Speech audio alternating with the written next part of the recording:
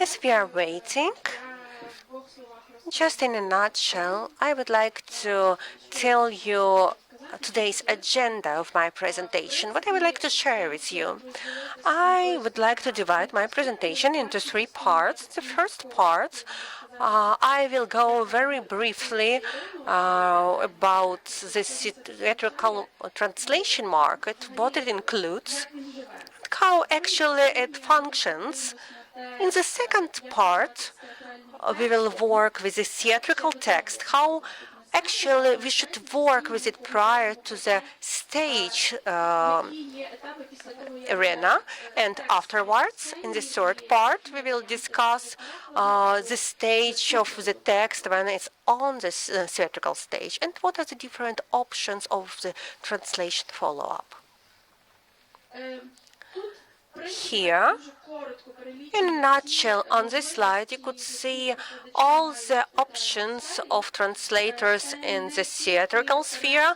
And here we could speak not only about translations of different dramaturgy texts for the purpose of some performances, but also here could be translations of different operas and operettas, and also it could be simultaneous interpretation during the performances and during the rehearsals. So the sphere of appliance is really huge. Very often translations are done by the professional translators of literature, and all other things could be done by different people. During rehearsals, I know many people who work a lot as interpreters and translators during rehearsal, but of course it's not applicable as their main sphere of occupation. If we look at the general sphere of repertoire in Ukraine, we could see that around 50–70% of all the play texts,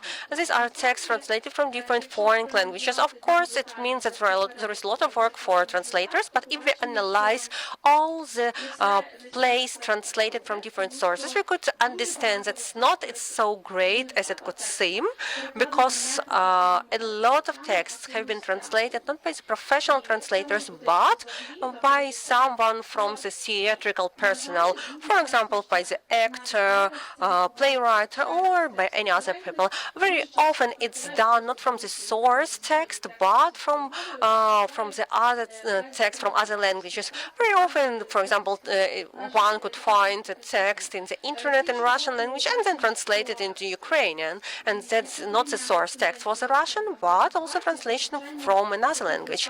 For example, 20 years ago, of course, there were a lot of such translations and performances. Now it's less. There are less such translations because many theaters move to more ethical methods of work with translators, and of course, here we are actively engaged.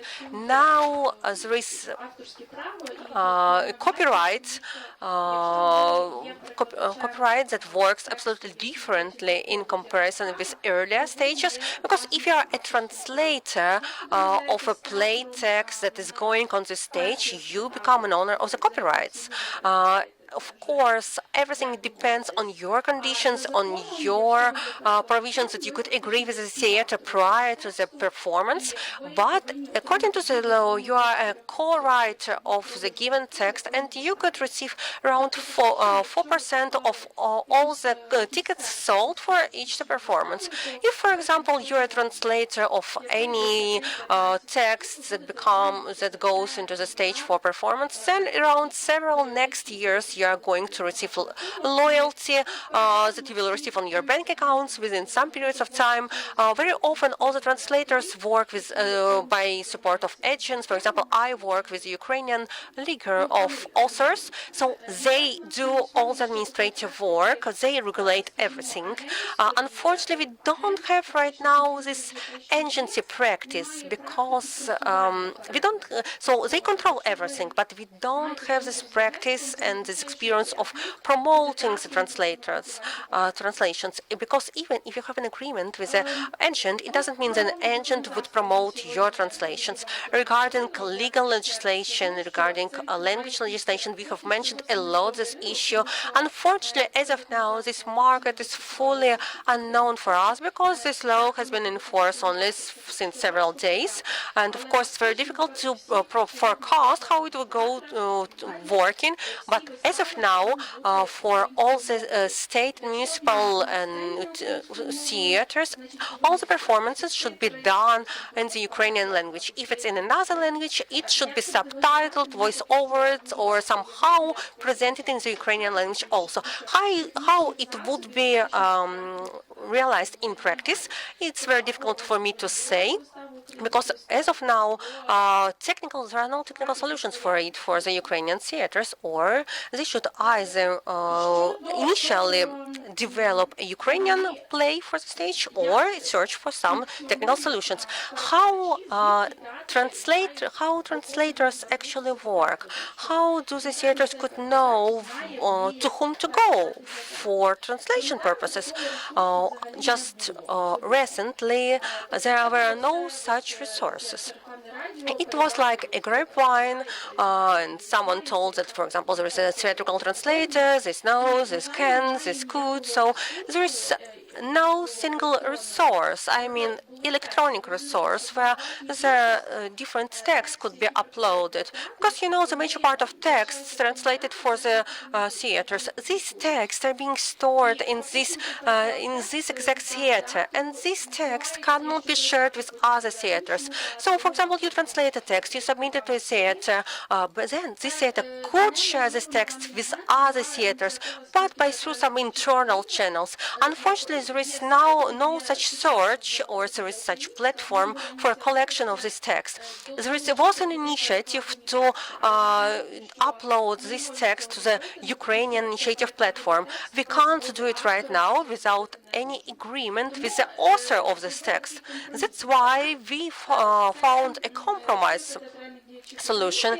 The National Union of Theatre Actors of Ukraine just developed a list of those translators who prepares their own list of translations that have been done already for theatrical plays in order to understand how it goes and what we have on the market. Because for the stage directors, if they would like to prepare a play for the stage, they should know where to search and what translators exist on this market.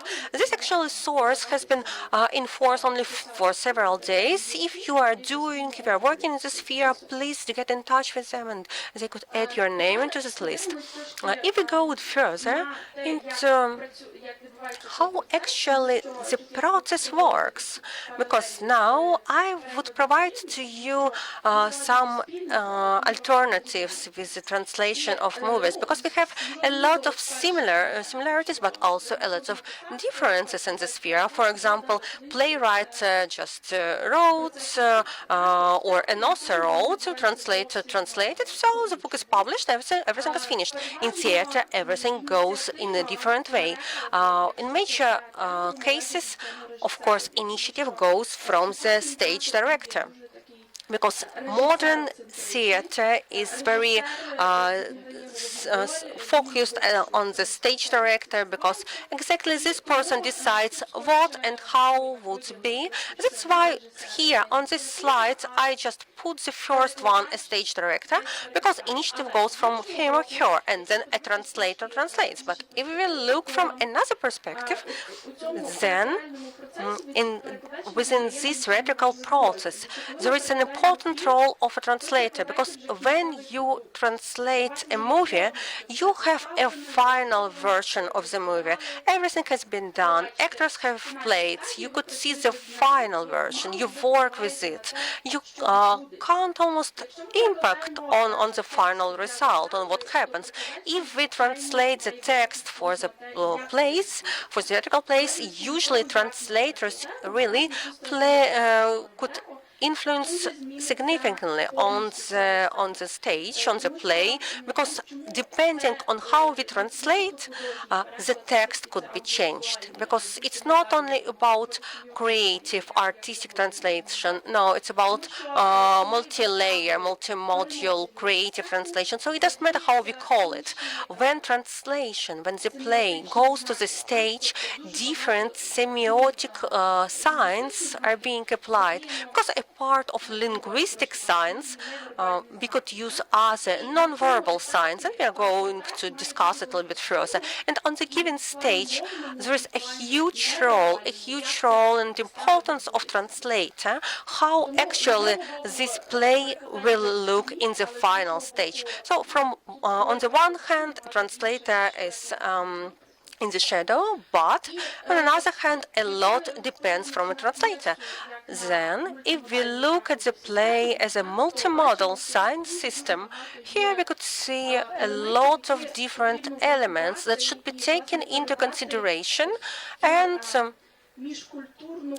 somehow transferred into the intercultural difference. So in order to cover this gap, if we look into the some tactical contexts, into some elements of clauses, because there are different cultural peculiarities, but of course each stage director decides whether it's accepted or not, but translators' perception and attitude very often forms the final version of the play.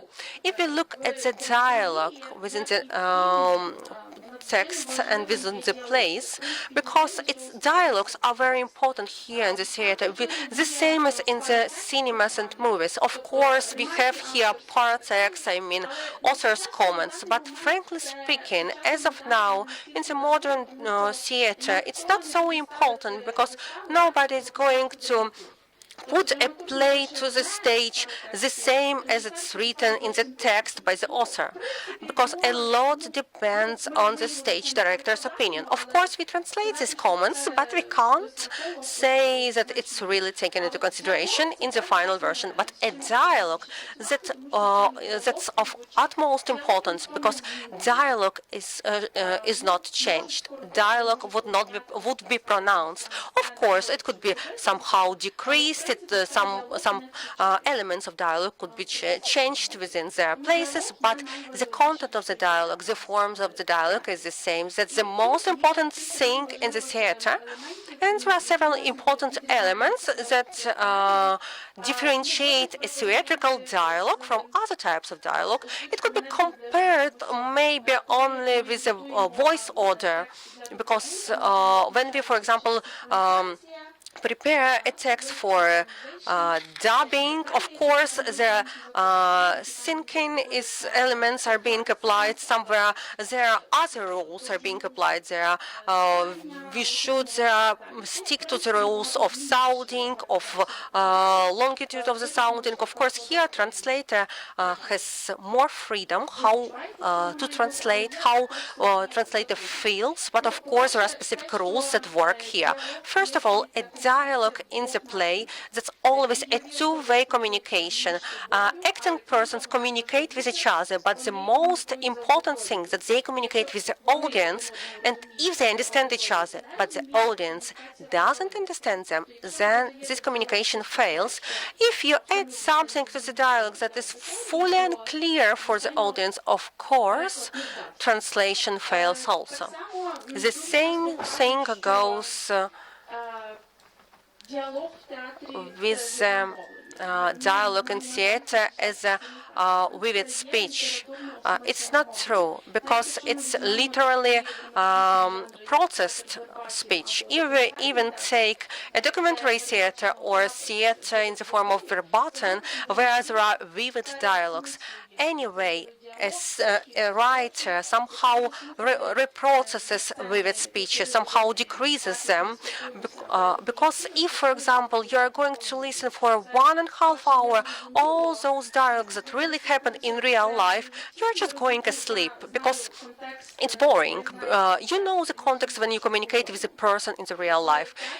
During the theatrical performance, acting persons should communicate the context to the audience because in another way, the audience would not get anything. It's not a real speech. It's not a real dialogue. It's a literary speech. I don't mean literary standards, literature standards now. I mean how it's presented on the stage. Of course, it's clear that this dialogue should be easy to read, or performative nature of this text should be very high. Everything actually is cleared, all these issues are cleared when you read this text with the actors. If you could observe that the actors meet some obstacles, some challenges reading this text, then of course you could make some amendments to the text. So all these issues could be solved during the rehearsal process. Everything, and the most important thing, and it also relates to the movies, dialogue in either in theatrical performance or in the movie, the dialogue should push the actions. You can't include some comments, some notes, some footnotes, for example, that there is a play of words that you can't explain. So you should use other methods. The dialogue should be a very highly dynamic one, and this action should always go forward. You can't just stop it and suspend it. The play has a very important item, is a character of a hero, and naturally this character has been formed in different ways. These are verbal and verbal things, but first and foremost the character is being formed through the language, and each character is given the identity formed through different linguistic categories, and here we can talk about the national identity, social, gender, racial, which is going to be in the language of the character. So here we are working with the main thing the translators are working. So the question how this identity should be formed, because it is not an easy thing to maintain it always, but there are structures to form it. And here I would like you to look at different abstracts. So these are the abstracts from the very famous British writer Martin MacDonald. So you can see here there is lots of information about English, and there are lots of idiomatic Irish idioms in different dialectisms. So the text is being reading, and you immediately understand that these characters, they are representatives of the Irish settlement, and in and around of this settlement the whole play has been formed. So I have a question to everyone. What's your solution? I mean here kind of a strategy. So what would be your meta strategy while you are translating dialectisms?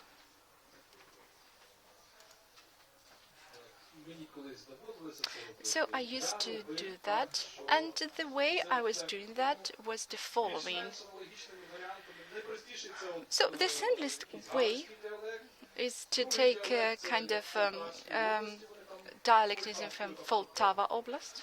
For example, here we have this and that expression in Poltava region. For example, if there are lots of English expressions, and they are quite absolutely not understandable. Uh, for me, it was a mixed languages. So it is not a universal approach, but there is a need for certain kind of adaptation. And I do not need to listen to other versions, options. And then I'm going to comment. I don't know how it is good or not to compare, but uh, in different places there are different plane of words, and there is a comparison um, with the different Ukrainian dialects.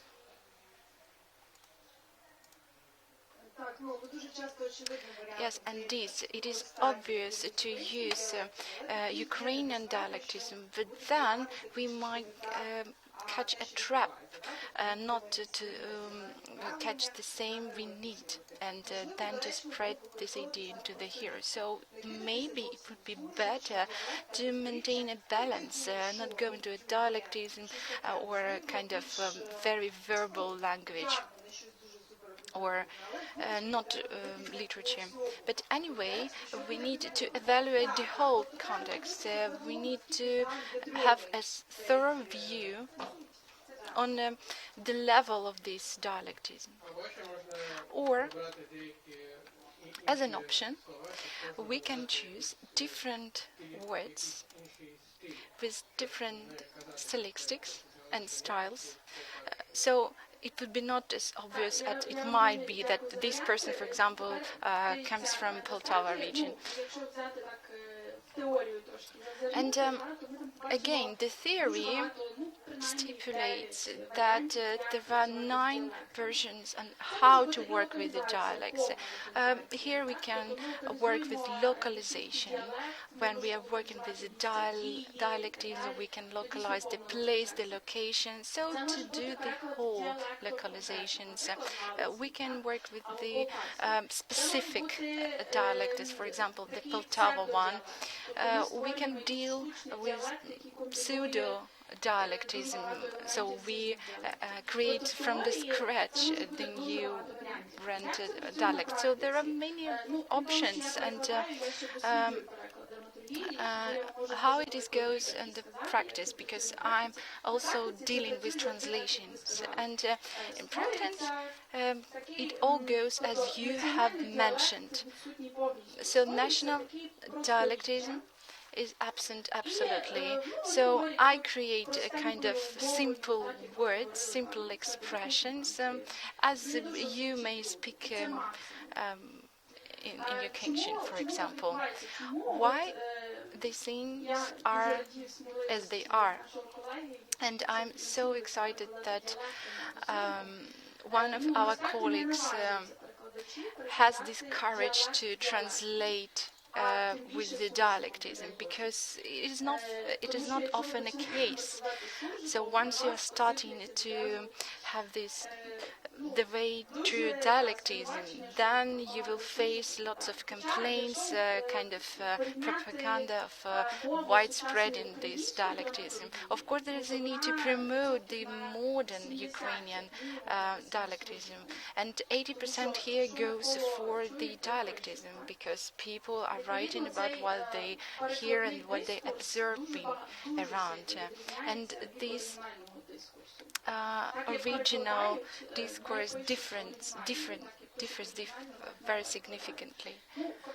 So, in fact, here I would like to show you these certain norms have been formed on how you should and you shouldn't. It does not mean that there is no way you should do that, but among those people who are working with the theatrical translation, they have these regulations. The maximum we can do is to actually translate with simple words, and I'd like to cite an interesting example showing how these norms can be quickly and promptly changed.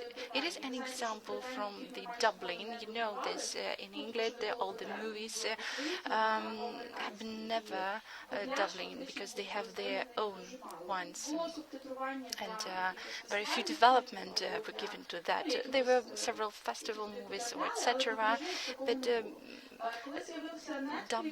Dublin is not the often case. Netflix has started to promote their movies in different languages, and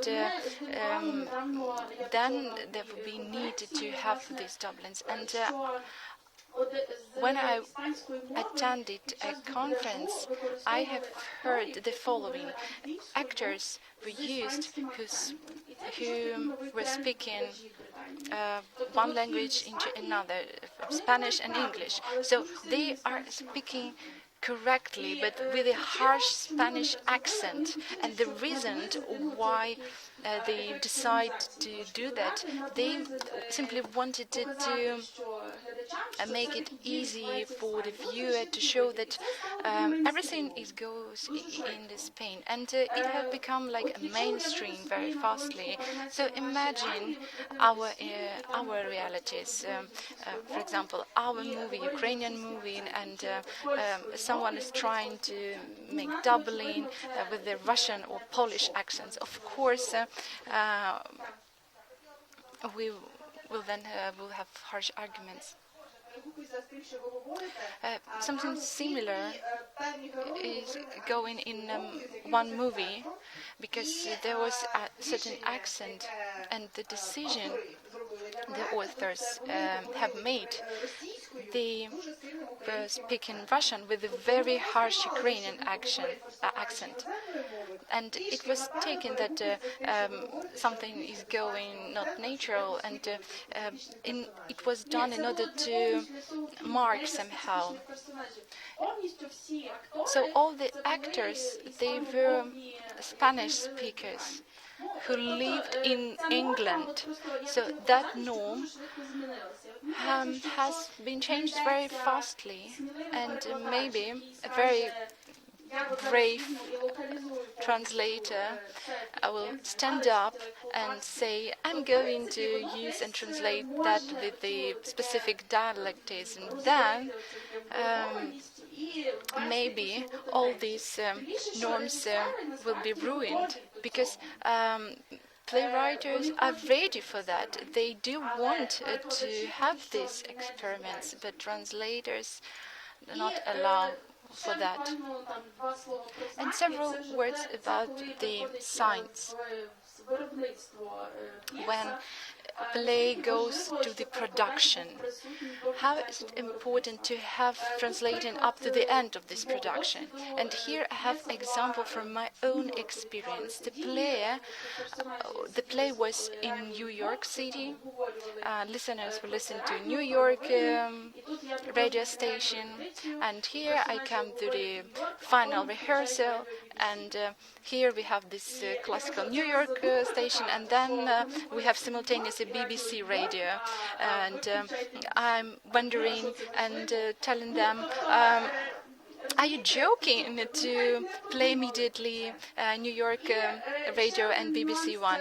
So they didn't manage to think about that. And here we have Scottish and Irish kilts. The play goes in Ireland, and there is no information that here is a varying the skills. But screenwriters decided that movie stars should be wearing these Irish kilts. So it is not a verbal thing, but this particular interpretation might be not noticeable for everyone. But as for me, I have noticed it immediately, and I pointed out, please change the varying. And 2 words I'd like to finish about the inclusion. I would like to say how the subtitles and supertitles difference in the theater. Here we have all these things live, because theater is a living being which constantly moving. We cannot simply turn on the subtitles along the moving, and everything is done manually. Subtitles have been created technologically the same way has been done for movies. Trained person actually sits and works with that. Now I actually turned off my presentation. One more thing I would like to point out. The Ukrainian theaters don't have any technologies which would allow for the spreading of subtitles or audio description. There are certain individual attempts very locally. The only theater which has that, it is the Podol Theater, but they are trying this in an interrupted way. They have this option for the audio description and subtitling. How this audio description goes there, we need actors, we need people for that, and that person actually tries to describe what is going on the stage. So here we are talking about not specific technical devices. However, theater actually might have these specific devices. I have time for one or two questions. Can you please show the information which was 3 slides? Very briefly, you are saying that it would be great to have this brave step to localize and to use this dialectism. But the question, once we are translating the play into Ukrainian, what's the purpose for that? Maybe it would be useful to introduce the Ukrainian audience other cultures, and maybe if we are bringing our own culture, then we will bring the same our own culture. Maybe the general idea is going to be lost. Thank you for your question. I do agree with you. I'm not going to say that all plays should be done in this or that way, but we don't have any experiments here. Everything goes very smoothly, very seamless way. For example, in Europe, there are different manners they are doing their work. The Irish, for example, dialectism has been translated with the Neapolitan one. So here we have this interaction of culture, and I'm not stating that everything should be in this or that way. We have only one way to do that. Thank you so much.